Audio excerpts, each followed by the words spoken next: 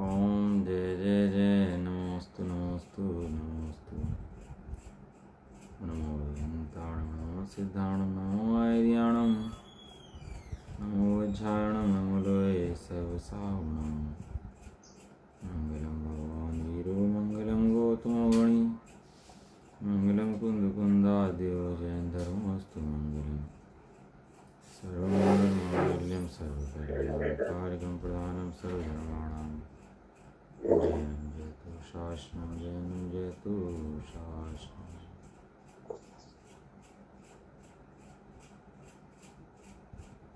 समय समय साराय स्वानुभूत्या चकास्ते चित्सवाय भावाय सर्वभावान्तरे श्रीदेव वंदितु सर्वसिद्धे व्योमचर्मणो अंगदिं पत्ते वोच्छामि समय काहुं सुदीभणिदम् जीवो चरेत दंसरणान् टिट्ठदो तमी ससमयं जान भोगलिकम् उपदेश टिट्ठिदं च तं जान पर समयम् एयतनिच्छय गदो समो सवत सुंदरो लोये वंद कहाय अथे तीर्णि विसंवादिनी होदी सुध परिचिदाणुबुदा सवस्वी काम भोग वंदिका एतस्सुलंभो नवीनसुलभो विहतस्य तमेयत विहतम् दाये हम अपनो सव्यवेण वेदाये जपमाणं चूये चरम नगे तवं नयोदीयपमत्तो नपमत्तो जाणगो दुजो भावो एवं वणन्ति शुद्धं नादोजो सुदुसो चेवे व्यवहारेणु वदिष्यति यानिस्य चरित्रदंसनं नाणं अविणाणं न चरित्रं न दंसनं जाणगो शुद्धो।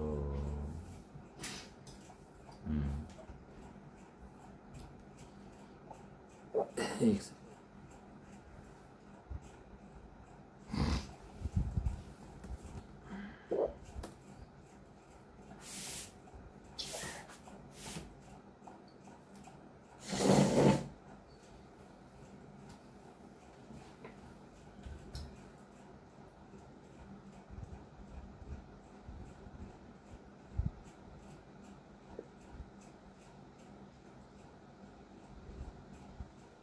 श्री समय साजीगण विराजमान है और इसके अंदर भी गाथा चल रही हैं कर्ता क्रम अधिकार की 121 से लेकर 125 तक। पहले बताया था कि पुद्गल द्रव्य जो है वो जीव द्रव्य रूप परिणाम नहीं करता और जीव द्रव्य जो है अब बता रहे हैं कि पुद्गल द्रव्य रूप परिणाम नहीं करता क्योंकि जीव द्रव्य स्वयं परिणामी है, स्वयं के आधार से अपना परिणमन करता है। अन्य के आधार से अन्य का परिणमन असंभव है। एक दूसरे के आधार से एक दूसरे का परिणमन हो ऐसा असंभव है, ऐसा कहीं भी हो सकता नहीं है। वस्तु व्यवस्था ही नहीं है, लोक की व्यवस्था ही नहीं है, लोक में ऐसा नहीं होता। गाथा पढ़ लेते हैं 121 से 125 तक की।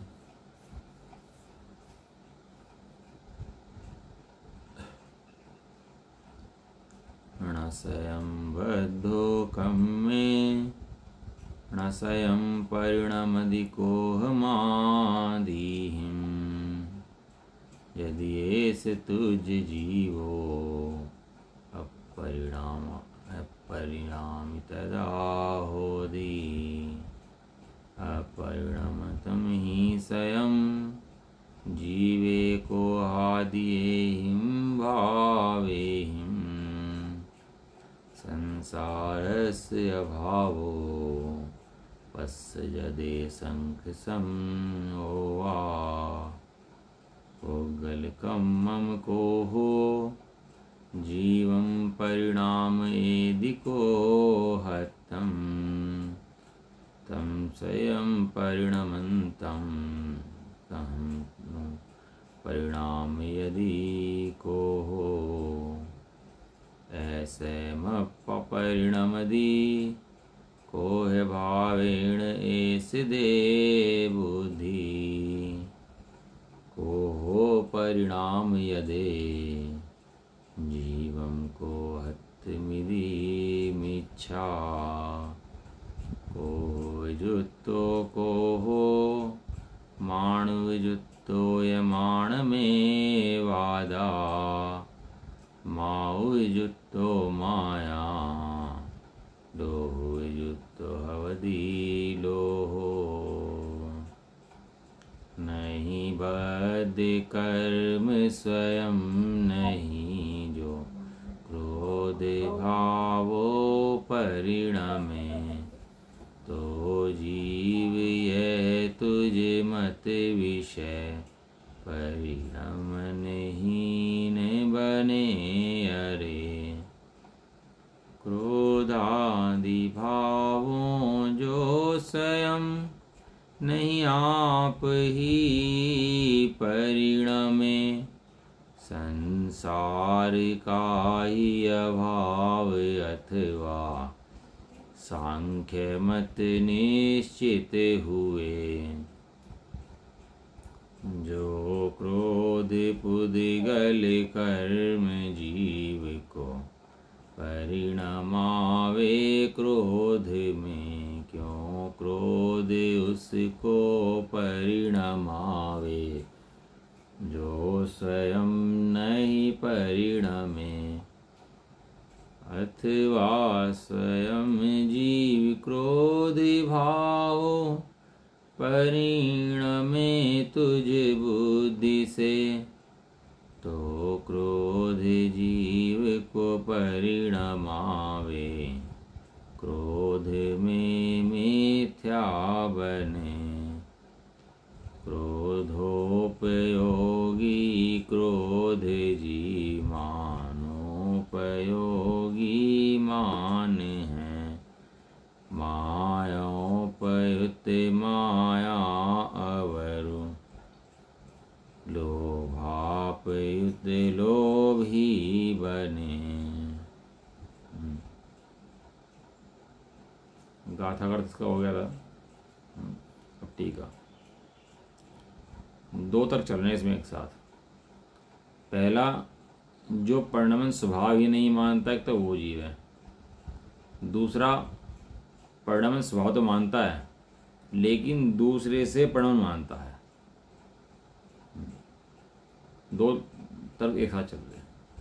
सांख्यमति जो बार बार कह रहे हैं ना, तो दो में चल रहे हैं। सांख्यमति क्या मानता है कि ए पर्याय होती ही नहीं है, संसार का सर्वथा अभाव है, संसार होता ही नहीं है, कषाय होती ही नहीं है, मागणा होती ही नहीं है, सर्वथा नहीं होती, और सब द्रव्य शुद्ध बुद्ध अखंड हैं और उनकी पर्याय से रहित हैं। वो ऐसा मानता है कि द्रव्य परिणामी नहीं है, न शुद्ध है ना अशुद्ध है। वो तो द्रव्य तो जैसे हैं वैसे हैं।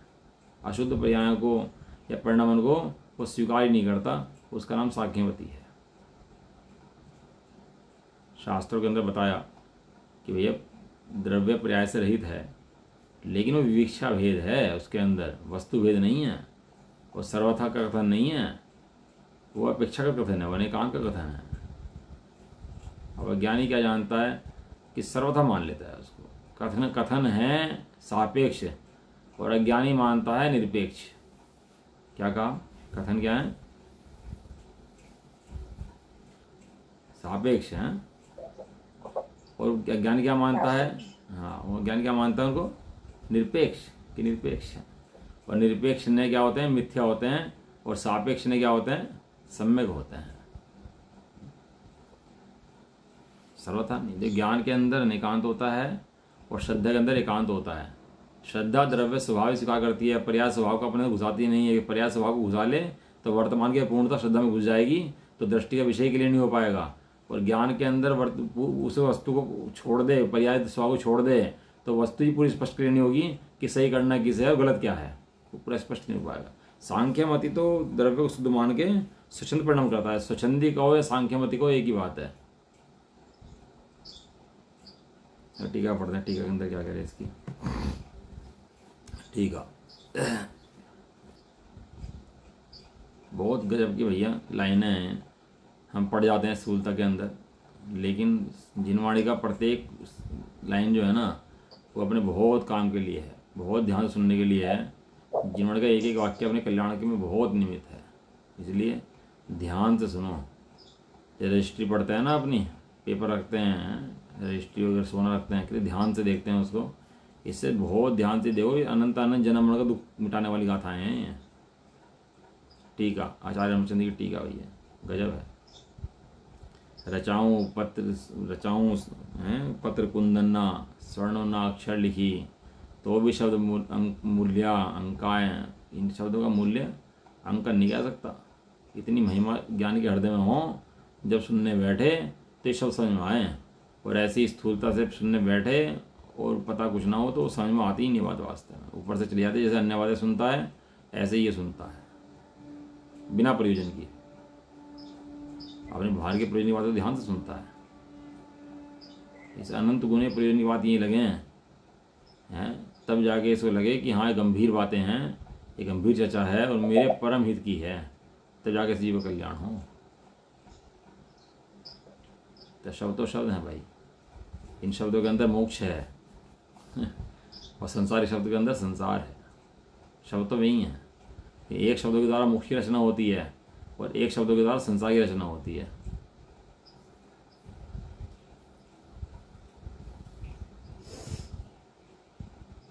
ठीक है, यदि जीव कर्म में स्वयं ना बनता हुआ क्रोधादि भावों में स्वयमेव नहीं परिणमता हो तो वह वास्तव में परिणामी सिद्ध हो जाएगा। ऐसा होने से संसार का अभाव हो जाएगा।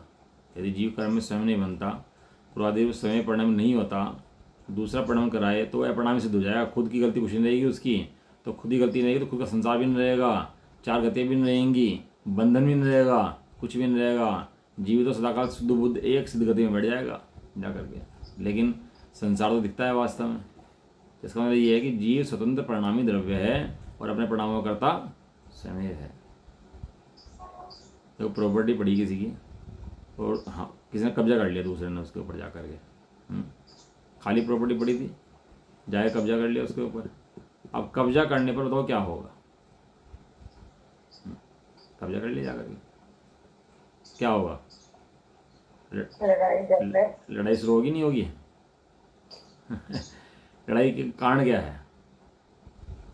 लड़ाई का कारण वो खाली प्रॉपर्टी पड़ी थी वो है, मालिक छोड़ के चला गया था वो है, प्रॉपर्टी ललचाया था उसको वो है, या खाली पड़े मन नहीं लग रहा था चलो एक प्रॉपर्टी कब्जा लें वो है, क्या कारण क्या है उसका? उसका लड़ाई झगड़ा जो हुआ है उसका वास्तव में मूल कारण देखो, मूल कारण क्या है उसका?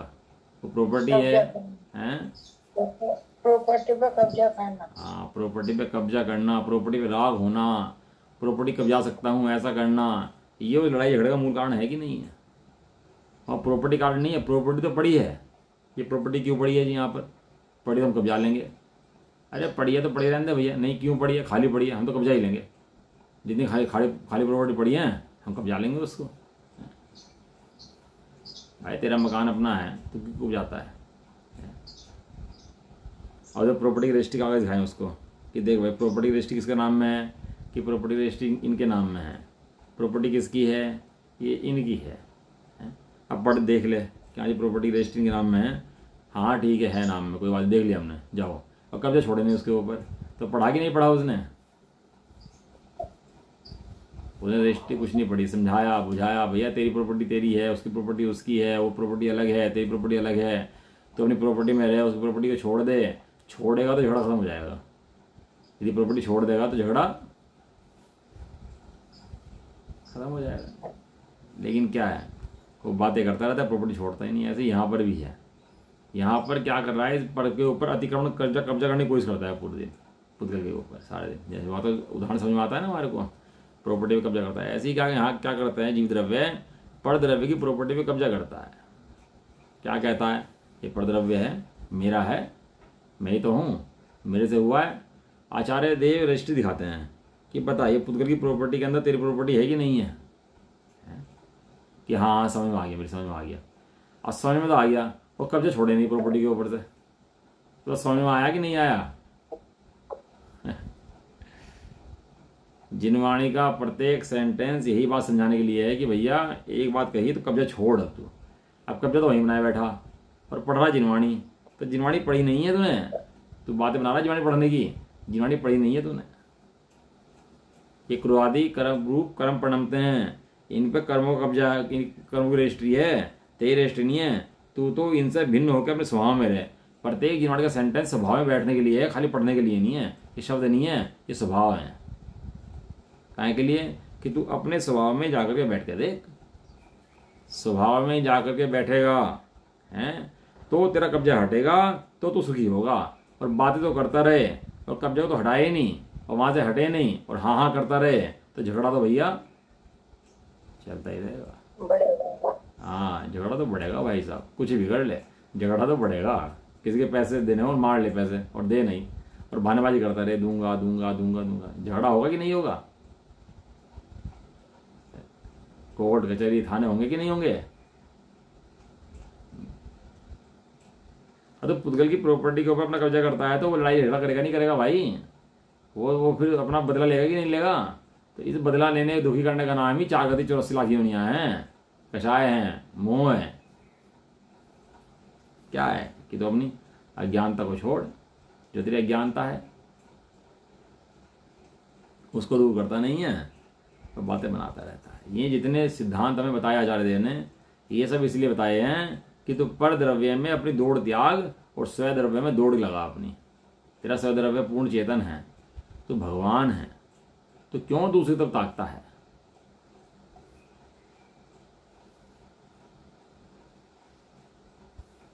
तो भीख मांगने वाला पुरुषार्थ करता ही नहीं करता, मेहनत करता कि नहीं करता? भीख मांगने वाला नहीं, फिर उसे मंगता कहा जाता है। पुरुषार्थ कर रहा, मेहनत कर रहा, मंगता कहाँ है बात का? कहते मेहनत करके खा भाई, भीख मांगने में कोई पुरुषार्थ नहीं है।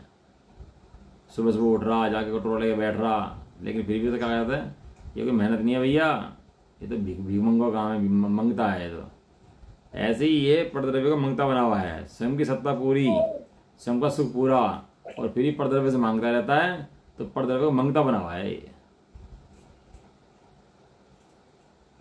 क्रोधादि भाव में स्वयं नहीं प्रणमता तो वह वास्तव में अप्रणामी ही सिद्ध हो जाएगा, और ऐसा होने से संसार का भाव हो जाएगा। और यदि संसार के होने पर भी संसार का भाव मानोगे तो सांख्यमति निश्चयभाषी घटना है। संसार कहाँ नहीं है? द्रव्य स्वभाव में संसार नहीं है, बिल्कुल नहीं है द्रव्य स्वभाव के अंदर। लेकिन पर्याय स्वभाव के अंदर संसार है कि नहीं है? पर्याय स्वभाव के अंदर संसार पूरा है भैया। पर्याय स्वभाव में संसार की स्वीकृति ना हो तो निश्चयभाषी, और द्रव्य स्वभाव में संसार स्वीकार कर ले तो निश्चयभाषी। दोष भी ख्याल में होने चाहिए, और दोष से रहित निर्दोष स्वभाव भी ख्याल में होना चाहिए। देखो क्या कह रहे, यदि यहां यह तर्क किया जाए कि पुद्गल कर्म जो क्रोधादि हैं वे जीव को क्रोधादि रूप प्रणमाते हैं, इसलिए संसार का अभाव नहीं होता, तो उसका निराकरण दो पक्षों को लेकर किया जाता है। उसने वो कह रहा था कि जीव कर्म को बांधता है, कर्म जीव को बांधता है। तो वो कहते हैं कि भैया यदि ऐसा हुआ तो जीव द्रव्य अप्रणामी हो जाएगा, वो तो पुद्गल द्रव्य प्रणाम कराएगा उसको, खुद का तो अपना उसका रहेगा नहीं कुछ भी। तो वो कहता है नहीं, प्रणाम तो करता है, लेकिन पुद्गल कर्म जीव को क्रोधादि रूप प्रणाम कराता है, और जीव क्रोधादि रूप प्रणाम करता है पुद्गल के कारण, इसलिए संसार का भाव नहीं होता। संसार तो है, लेकिन पुद्गल द्रव्य जबरदस्ती जीव को प्रणाम कराता है, इसलिए संसार है। जीव का स्वयं का संसार नहीं है, ये कह रहा। अपनी गलती कुछ नहीं है, और सारी गलती किसकी है? कर्मों की है। टोटल में लिखा कि दोष स्वयं का हो और माथे दूसरे के रखे, तो ऐसी अनीति तो जैन शासन में संभव नहीं है। लोग के अंदर भी हो, अपनी गलती करे, किसी को मार दे और अपना दोष किसी और के ऊपर लाद दे, केस चल दे किसी और के ऊपर, है क्या होगा भाई? खुद तो निर्दोष तो साबित नहीं होता, दोष तो रहेगा ही रहेगा तेरा भाई। और दोष ना करने दूसरा दोषी तो होगा ही नहीं, दूसरा तो निर्दोष ही रहेगा। उसका निराकरण जो है, पुद्गल जो क्रोधादि हैं वे जीव को क्रोधादि भाव रूप परिणमाते हैं, जैसे संसार का भाव नहीं होता, तो उसका निराकरण दो पक्षों को लेकर इस प्रकार किया जाता है।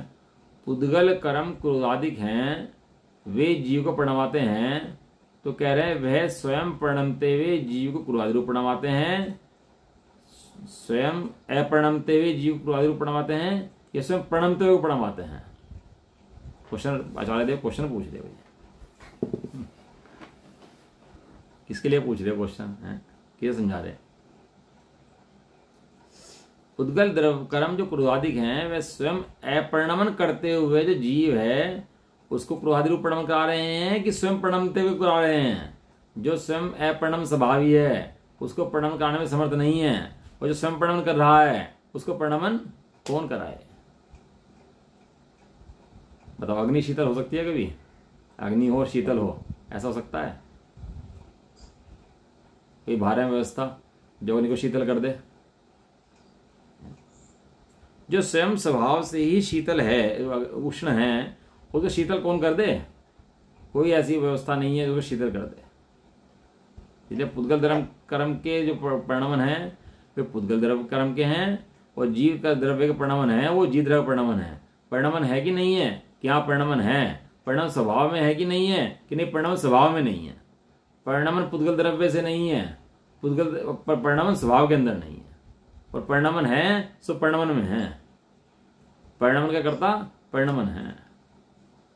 देखो आपने ये पढ़े होंगे षटकारक।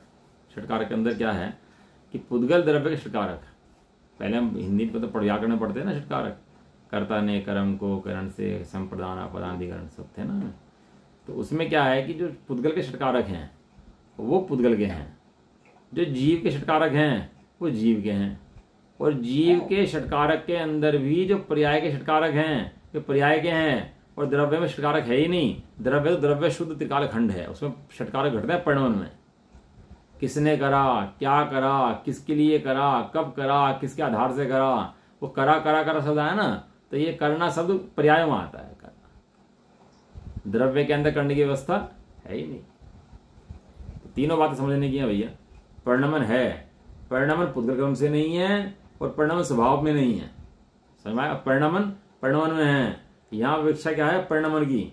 जो परिणमन नहीं मानता वो मिथ्या दृष्टि, जो परिणमन पुद्गल का मानता है वो मिथ्या दृष्टि, और जो परिणमन को स्वभाव में मानता है वो मिथ्या दृष्टि। या तीन मिथ्या दृष्टि चर्चा चल रही है एक साथ। कौन कौन से? परिणमन को नहीं मानता वो मिथ्या दृष्टि, परिणमन को, अपने परिणमन को, जीव के परिणमन को पुद्गल का परिणमन मानता है, पुद्गल से परिणमन मानता है, पुद्गल में से मानता है, पुद्गल का मानता है, वो मिथ्या दृष्टि। और परिणमन को स्वभाव में मानता है, इसके स्वभाव में परिणमन घुस गया तो वही मिथ्या दृष्टि। ऐसा बड़े तर्कपूर्ण न्यायपूर्ण भाषा में समझा रहे हैं आचार्य देव, बिल्कुल इजी भाषा में, इसलिए इसका अभ्यास बहुत करना चाहिए। इनका लाइनें तो 4 हैं लेकिन अभ्यास पूरे दिन का है इसका।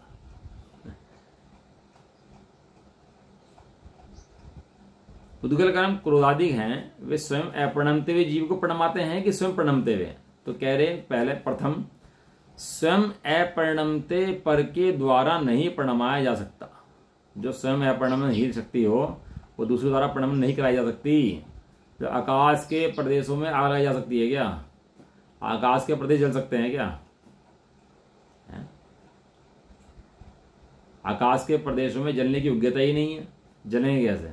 जैसे आकाश के प्रदेशों में जलने की योग्यता नहीं है, ऐसे जीव के प्रदेशों में जलने की योग्यता नहीं है। 5 द्रव्य अमूर्तिक हैं, 5 द्रव्य जल ही नहीं सकते। कौन कौन से? जीव, धर्म, अधर्म, आकाश और काल। ये जलने फूकने की व्यवस्था किसकी है? पुद्गल की है। कटने फिटने की व्यवस्था किसकी है? पुद्गल की है। गलने मिलने की व्यवस्था किसकी है? पुद्गल की है। जन्म मरने की व्यवस्था किसकी है? तो पुद्गल की है। जीव की अवस्था नहीं है, क्योंकि जीव में वो परिणमन शक्ति ही नहीं है उस तरह की कि जल जाए, कट जाए, फट जाए, मर जाए। ऐसी व्यवस्था जीव के अंदर है ही नहीं। तो जब जीव की ऐसी व्यवस्था ही नहीं है तो उसे अन्य के द्वारा परिणमन कराया भी नहीं जा सकता। और जो जीव का परिणमन रागादिक रूप है तो जीव का स्वयं का परिणमन है, वही पुद्गल द्रव्य नहीं कराता।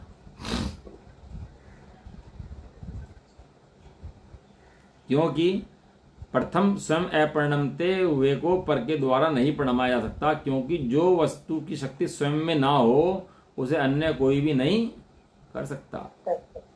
हाँ, उसे अन्य कोई करने में समर्थ नहीं है। एक व्यक्ति हो, स्टेज पर खड़ा हो और लड़का हो और लड़की का वेश धारण कर रखा हो उसने, अब बाहर का मेकअप कैसा है उसका? लड़की जैसा। कैसा दिख रहा है? लड़की जैसा। है कौन? है कौन? अंदर में कौन है? उसका शरीर किसका है? लड़की का? लड़के का? लड़के का ही है। हाँ, बाहर में भले ही मेकअप कितना कर ले, दुनिया लड़की मान ले, सारे में लड़की के नाम से फेमस हो जाए, लेकिन उसका अंतरंग शरीर कैसा है ये बताओ। अंदर से तो लड़का ही है। हाँ, ऐसे ही भले ही तू कितना रूप रंग देख ले, शरीर का पुतगल का देख ले, लेकिन तू अंतरंग से कैसा है? जैसे बाहर का मेकअप होने से लड़की नहीं बन गया, अंदर से कैसा है? वो पुरुष ही है, लड़का ही है। ऐसे ही तू परद्रव्य के सामने आने से परद्रव्य रूप नहीं हो गया, तो शुद्ध चेतन द्रव्य ही है अंदर से। वो पुद्गल तुझे परिणमन करा दे, संभव नहीं है। पुद्गल तुझे अपना रूप कर दे, ऐसा नहीं है। वो मेकअप उसे लड़की बना दे, मेकअप उसे लड़की बना दे, संभव ही नहीं है। मेकअप क्या है? मेकअप बाहर में है।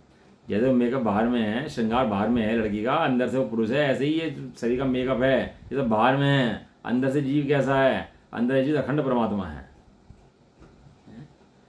उसकी शक्ति को भेदन करने में कोई समर्थ नहीं है। उसका परिणाम पुरुष रूप है, पुरुष रूप है, पुरुष रूप है। ऐसे जीव का परिणाम जीव रूप है, जीव रूप है, जीव रूप है। उसका परिणाम पुद्गल द्रव्य रूप कराने में कोई भी समर्थ नहीं है, क्योंकि जो शक्ति स्वयं की ना हो उसे अन्य कोई कुछ नहीं कर सकता उसके अंदर।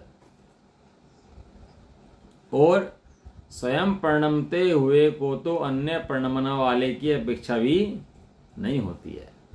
जो स्वयं परिणमन कर रहा है उसे अन्य परिणमन करने की अपेक्षा नहीं होती, क्योंकि वस्तु की शक्तियां पर की अपेक्षा नहीं रखती। इस प्रकार दोनों पक्ष असत्य हैं। जो परिणमन नहीं मानता वो भी असत्य है, और जो पर से परिणमन मानता है वो भी असत्य है। पार्टनरशिप बना लेते हैं बहुत से लोग, पार्टनरशिप फर्म बन जाती है, तो उसमें क्या होता है? दो पार्टनर मिलते हैं और एक काम करते हैं, और दो पार्टनर एक दूसरे के लिए काम करते हैं कि अपने अपने लिए काम करते हैं।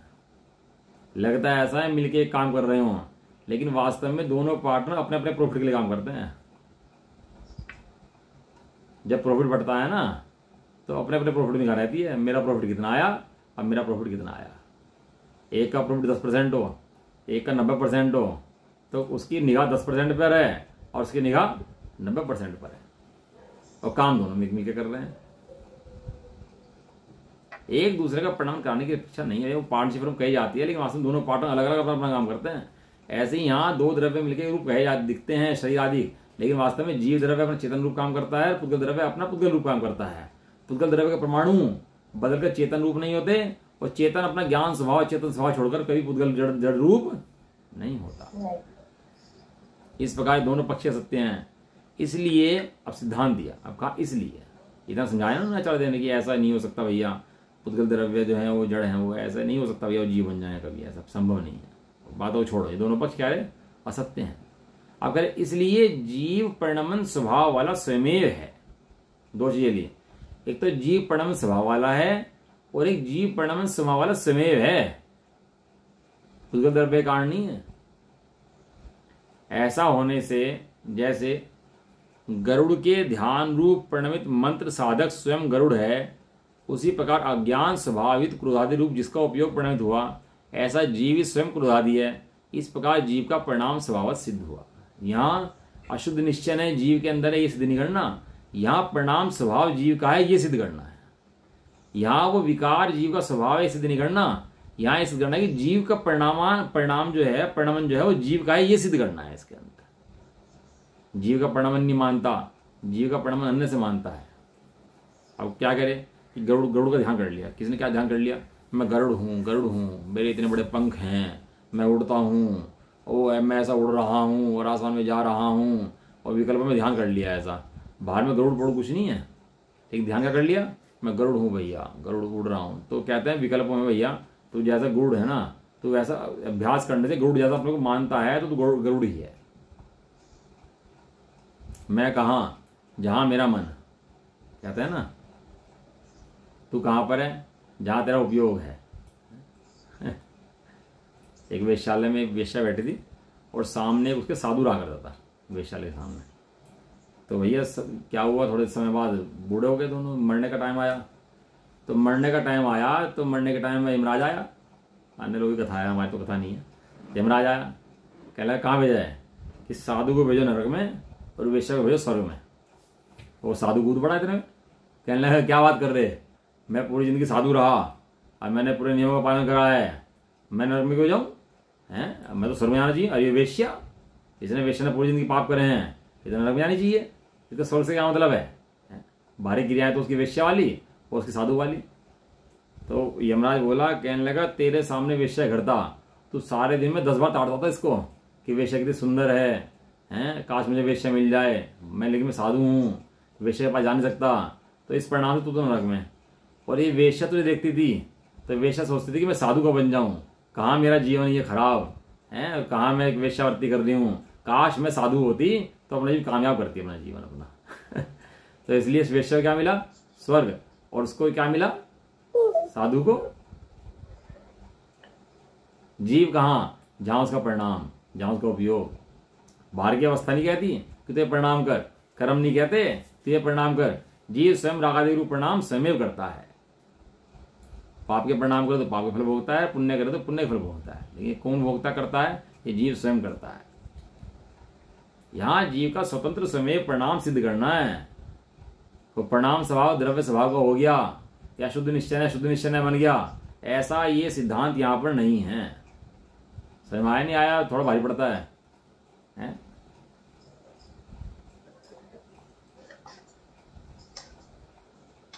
भावार्थ, जीव परिणाम स्वभाव वाला है।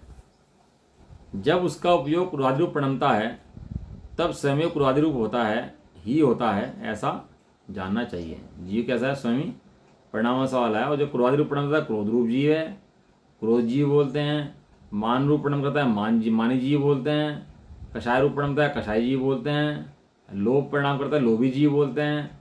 तो बोलते हैं किसकी अपेक्षा बोलते हैं? जो जीव कषाय करता है उसकी अपेक्षा करते हैं, कर्म की अपेक्षा नहीं कहते। बहुत धन बाहर में हो और वो पति हो, खरोपति हो, लेकिन जीव का ममत उसके अंदर हो या ना हो, ये जीव का स्वयं का परिणाम है। ये कह रहे हैं यहाँ पर। वो बाहर में जो धन है वो उसे जबरदस्ती लोग आदेश पैदा नहीं करता। बाह्य वस्तुएं जीव को जबरदस्ती राग पैदा नहीं कराती हैं। बाह्य वस्तु जीव को स्वयं जबरदस्ती राग पैदा नहीं कराती भैया। वो मकान बताया था नहीं, मकान ने तो जबरदस्ती कब्जा नहीं कराया, खाली मकान पड़ा हुआ देख के उसको कब्जा करने चला गया। मकान ने नहीं कहा तुम्हारे ऊपर कब्जा कर ले आकर के, और कब्जा करा, झगड़ा शुरू हो गया। गलती किसकी भाई? गलती तेरी स्वयं की है। ऐसा तो ये परिणाम स्वभाव सिद्ध करा जीव का इसके अंदर। और इसकी टीका तो बड़ी है, कल ही पढ़ेंगे, काफ़ी बड़ी है। 3, 4, 5 पेज में है, 6 पेज, 7 पेज, 8 पेज, 9, 10 पेज हैं इसके अंदर। टीका के अंदर इसके अंदर एक्स्ट्रा गाथा भी हैं, 1, 2, 3 गाथाएं इसमें जैसे आचार्य ने एक्स्ट्रा भी दी हैं। और टीका भी नहीं, कल ही पढ़ेंगे। इसका कलश है, कलश पढ़ लेते हैं इसकी, है ना। कलश नीचे आचार्य देंगे, कलश पढ़ के टीका इसके जैसे आचार्य की कल देखते हैं।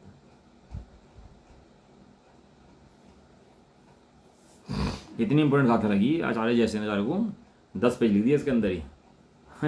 और देखो हमें पढ़ने का जोड़ पड़ता है, उन्हें लिखने में जोड़ नहीं पड़ा। कि जंगल में बैठ के ऐसे नहीं था, उन्हें कुछ काम नहीं था, वे तो अपनी शुद्ध अनुभूति में लीन थे। लेकिन उन्हें लगा कि जीवो कल्याण कैसे होगा, इस परिणाम से उन्होंने शास्त्रों की रचना कर दी। ये परिणाम की रचना उनके उस शुभ भाव से हुई है जिसमें उन्होंने जीवों के कल्याण की भावना भाई थी कि इन जीवों का कल्याण कैसे होगा। तो उस परिणाम से रचना हुई है शास्त्रों की। देखो क्या कह रहे हैं। ये ऐसे कलश पहले भी आया था जिसमें पुद्गल की स्वभावभूत परिणाम शक्ति बताई थी, ऐसे ही यहाँ पर भी आया है जहाँ जीव की स्वभावभूत परिणाम शक्ति बतला रहे हैं।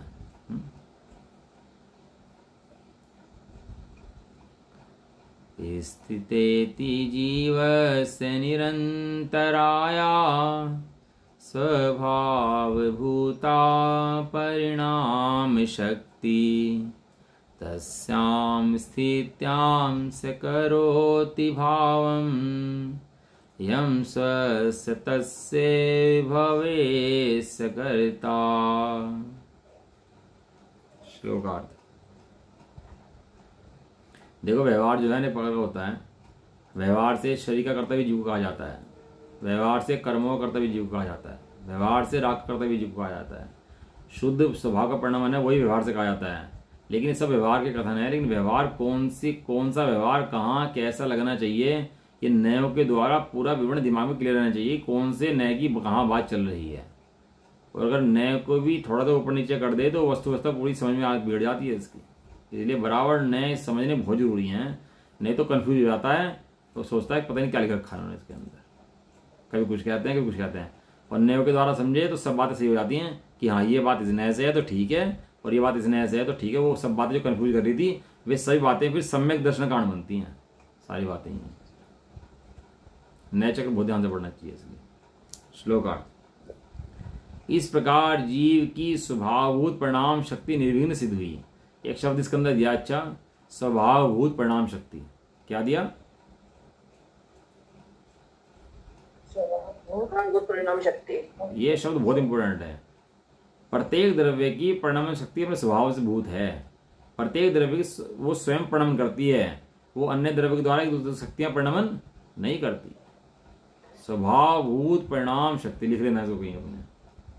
परिणामन शक्ति अपने स्वभाव भूत है, अन्य द्रव्य रूप नहीं है। तो जीव की स्वभाव शक्ति जीव की और पुद्गल की पुद्गल की। और ये कह रहे निर्विघ्न सिद्ध हुई।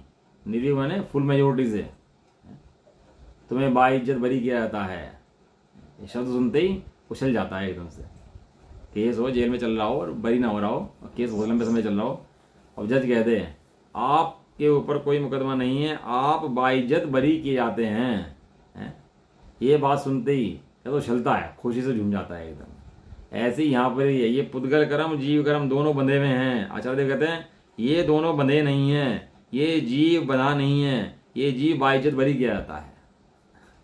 तो ऐसा सुनते क्या होता है, उछल जाना चाहिए कि अरे मैं कहाँ अपने को दोषी मान रहा था, कर्मों करता मान रहा था, लेकिन मैं तो, मेरी परिणाम शक्ति मेरे स्वभाव से है और अन्य द्रव्य से मेरी शक्ति ये परिणाम की नहीं है। यह सिद्ध होने पर जीव अपने जिस भाव को करता होता है, जिस भाव को करता है उसका वह करता होता है, और जिस भाव को पुद्गल करता है वो पुद्गल उस अपने भाव का करता होता है। एक दूसरे के भाव के करता नहीं होते। जीव भी परिणामी है, इसलिए स्वयं जिस भाव रूप परिणामता है उसका कर्ता होता है। अब यह कहते हैं कि ज्ञानी ज्ञान में भाव का कर्ता होता है और अज्ञानी अज्ञान में भाव का कर्ता होता है। ये गाथा बहुत इंपॉर्टेंट आएगी आगे अभी, जिसमें कहेंगे कि जीव अब जो ज्ञानी बना वो जीव स्वयं बना, और जो अज्ञानी हुआ स्वयं को भूल करके, वो अज्ञान भाव भी स्वयं जीव का है, पुद्गल का नहीं है। जो अज्ञान भाव को पुद्गल के माथे रखते हैं, क्या अज्ञान भाव को किसके माथे रखते हैं? पुद्गल के माथे की। पुद्गल कराता है। राग किसने कराया? पुद्गल ने कराया है? फिर तो कोर्ट में जाए ना जज के पास कि जी मर्डर कर दिया, कि पुद्गल ने करा, पुद्गल को मारा, तो पुद्गल को बंद करो। मैं क्यों बंद हूँ इसके अंदर जाके कि भाई साहब तू ही बंद होगा क्योंकि भाव किसने करे उसे मारने के? तो भाव तूने करे, पुद्गल ने भाव नहीं करे थे। तो वो सारी व्यवस्थाएं बाहर की हैं, वो यहाँ भी लगती हैं। इसलिए भी गाथा है इसके अंदर कि ज्ञानी ज्ञान भाव करता है और ज्ञानी अज्ञान भाव करता होता है। यहाँ कर्ता कर्म भाव है, जीव का कर्ता कौन है और पुद्गल कर्ता कौन है, यहाँ ये बात सिद्ध करनी है। यहाँ शुद्ध बुद्ध अखंड एक ज्ञान स्वभावी आत्मा जो पूर्ण अधिकार के अंदर आया था, कौन सा? जो पश्चद्य पाणम अबद्ध पुट्टमण्यदम अहमे को खलु शुद्धो धनसन्नाणम ये सदा रोवी कर्म नहीं नो कर्म नहीं। वो जो बात थी वो बात यहाँ नहीं है। यहाँ कर्ता कर्म सिद्ध करना है। कर्ता कौन है, उसने कर्म क्या किया, या कर्म की अपेक्षा से कर्ता सिद्ध करना है। वहां स्वतंत्र कर्ता सिद्ध करना था। तो इसलिए वहां पर कहा शुद्ध बुद्ध अखंड ज्ञान परमात्मा भगवान मूर्ति आत्मा है। और यहाँ लेकिन परिणाम की अपेक्षा कहते हैं कि परिणाम किसने किया, यहाँ उसकी अपेक्षा बात है। ठीक है, अब इसकी चर्चा जो है अपन कल करेंगे कि क्या इसके अंदर कहना चाह रहे आचार्य देव, जैसा जाकर टीका कल पढ़ के फिर इस बात का गाथा। ये जो है वास्तव में बहुत इंपॉर्टेंट गाथा है। ये गाथा जैन शास्त्र का मर्म है वास्तव में। निश्चय भाषियों के लिए प्राण है गाथा जैन धर्म की स्थापना करने वाली है गाथा। ये अगली गाथा आने वाली है वास्तव में। बुद्धि को सही कर देने वाली है गाथा अगले वाली जो गाथा आएगी है। एक गाथा भैया अमूल्य रत्नों से भरी हुई है। क्या इनकी महिमा करे गाथाओं की। वास्तव में एक एक प्राण भी दे देना ना एक एक गाथा के लिए तो भी कम पड़े हैं। ऐसा ये गाथाओं को बहुत ध्यान से, पहले तो महिमा चाहिए अंदर में, तो बात आराम से सहज से समझ में आ जाती है। निज निधि निज में बताई यह अनंत प्रकार, इसीलिए जिनवाणी माँ को वंदना शतवारे। नवाणों का